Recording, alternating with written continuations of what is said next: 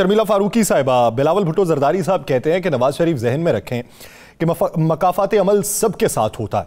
अब मकाफात अमल का दर्स तो सभी लोग खान साहब को दे रहे हैं, लेकिन बिलावल भुट्टो साहब नवाज शरीफ साहब को दे रहे हैं, तो ये किस मंतिक के तहत दे रहे हैं?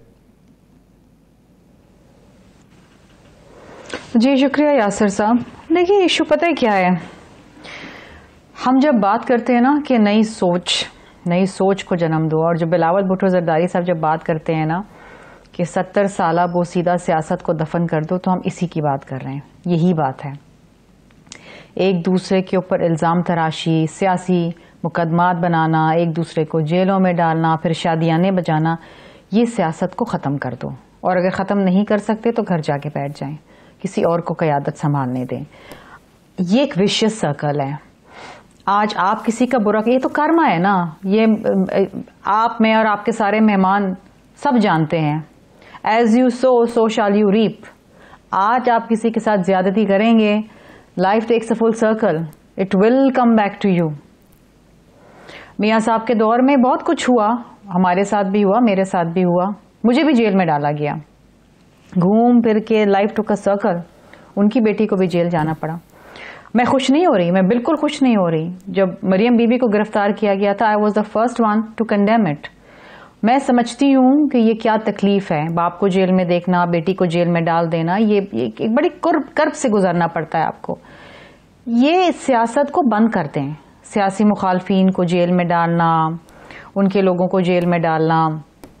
इमरान खान ने भी यही किया, मरियम बीबी को जेल में डाला, फरियाल तालपुर साहिबा को अस्पताल से घसीटते हुए जेल के अंदर ले गए। आज क्या हो रहा है, आज उनकी बेगम जेल जा रही हैं, हमारे लिए बहुत काबिल एहतराम है। और औरतों को जेल में डालना, खवातीन को जेल में डालना, देखें बस बहुत, इससे किसको फायदा हो रहा है? ये आवाम तो वैसे ही पिस रही है। 2 वक्त की रोटी, क्या 1 वक्त की इज्जत की रोटी भी आज मुयस्सर नहीं है एक आम आदमी को। बिजली का बिल नहीं दे पा रहे, गैस आती नहीं है, बच्चों की तालीम के लिए स्कूल की फीस नहीं है। हर जगह आप जाएं तो डाउन साइजिंग हो रही, नौकरियों से लोग जा रहे हैं, गुर्बत की सतह से मजीद 90 लाख करोड़ 1.5 करोड़ लाख मजीद गुर्बत की सतह से नीचे चले जा रहे हैं।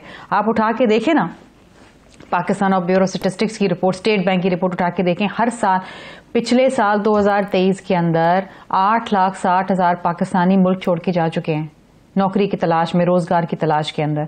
और ये ट्रेंड पिछले 4-5 सालों से चलता चला आ रहा है और ये बढ़ता जा रहा है, ब्रेन ड्रेन हो रहा है पाकिस्तान से। और आगे हमें कोई चीज नजर नहीं आ रही। कोई कहता है सिलेक्शन होने वाली है 2024 में, फिर इलेक्शन के अंदर। आज इलेक्शन कमीशन ने प्रेस रिलीज निकाला है कि मुल्क के जो मौजूदा हालात हैं, खैबर पख्तूनख्वा, बलूचिस्तान, ऐसी सूरत हाल में इलेक्शन का क्या होगा। कल जी इजलास बुला ली, परसों इजलास बुला ली। ये गैर यकीनी की सूरत हाल। बाजौड़ में एक कैंडिडेट का कत्ल हो जाता है, बिलावल भुट्टो जरदारी साहब के लाहौर वाले हलके के अंदर PMLN के लोग जो हैं वो बम मारते हैं। What is going on? ये क्या, ये कौन से मुल्क में होता है भाई? इलेक्शन लड़ रहे हो ना, इलेक्शन लड़ो, आपस में क्यों लड़ रहे हो? आपस में लड़के किसको फायदा है? ना तुमको फायदा ना मुझको फायदा, और अवाम तो वैसे ही पिस गई है। ये मतलब ये जो माहौल है, ये सियासी गैर यकीनी, IMF के लोन हमारे सर के ऊपर, रीनेगोशिएशन होनी है, आपने कर्जे वापस करने हैं, आपके मुल्क के अंदर सर्कुलर डेट जमा हो रहा है, हर बंदा आपके मुल्क के अंदर मकरूज है। किस बात पे शादियाने बज रहे हैं?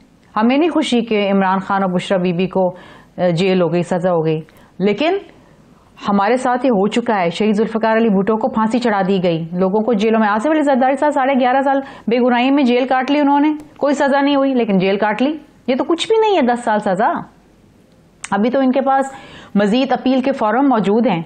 हाँ, लेकिन एक चीज बड़ी गौर तलब है, और वो ये है, अगर आप नेशनल सिक्योरिटी डॉक्यूमेंट को लहराएंगे और इंटरनेशनल मीडिया में रिलीज कर देंगे और उसको गायब कर देंगे, this is a very serious issue. Classified documents can not be disclose like this.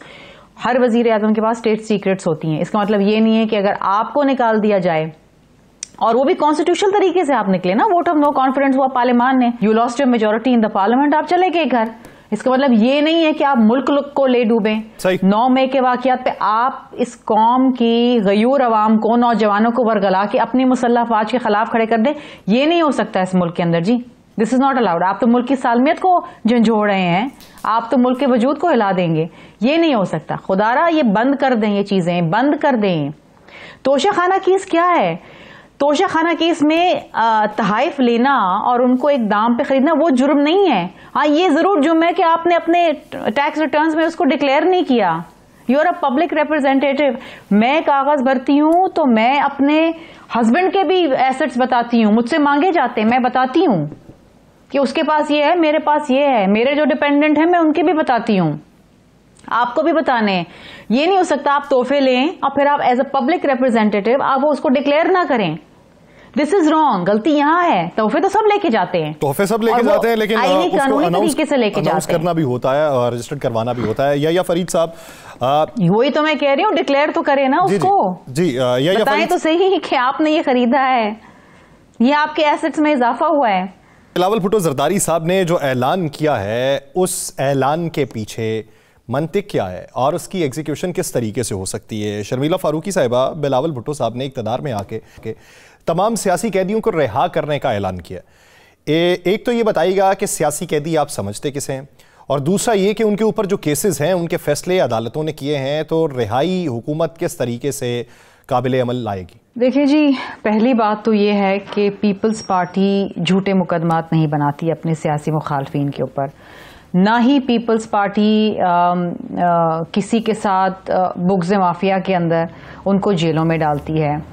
सियासी इख्तलाफात हो सकते हैं, डिफरेंस ऑफ ओपिनियन हो सकता है, लेकिन उस बुनियाद पे अपने मुखालफिन को जेलों में डालना ये पीपल्स पार्टी की रवायत नहीं रही है। आपको याद होगा 2008 से 13 तक पीपल्स पार्टी के दौर में एक भी सियासी मुखालफिन नहीं था। हालांकि पीपल्स पार्टी पे बड़ी तनकीद होती थी, अपोजिशन की जानिब से, जर्नलिस्ट करते थे, तज्जियाकार करते थे, बहुत कुछ हुआ, लेकिन एक भी सियासी कैदी नहीं था। यहां तक कि फांसी की सजा के ऊपर भी मॉरेटोरियम लगाया था। अब आ जाते हैं कि हमने इमरान खान के दौर में देखा, जिसने इख्तलाफ किया, कोई अपनी राय भी दे दी जो उनको पसंद नहीं आई, तो वो जेल में, सीधा जेल में।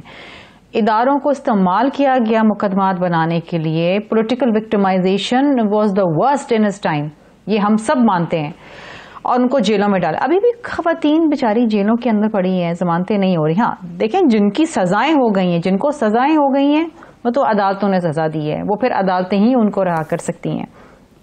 लेकिन जो फ्लिम्जी रीजंस के ऊपर, झूठे मुकदमात के ऊपर, छोटे बकरी चोरी फलां चीज ये वो, उसके ऊपर जो डाले हुए हैं, of course through a due process of law. देखिए, इस प्रोसेस ऑफ लॉ का पब्लिक कमेटी बनाई जाएगी जो उन केसेस को वैल्यूएट करेगी। बकरी चोरी के इल्जाम में तो जेल में नहीं होगा ना शर्मिला? सियासी बहुत बिल्कुल बिल्कुल, जब किसी को बंद करना होता है ना, और जब कोई रीजन नहीं मिलता, तो यही होता है कि छोटी मोटी चोरी, बिजली चोरी कर ली, जेल में डाल दिया, फला कर दिया, वो कर दिया, वो कर दिया।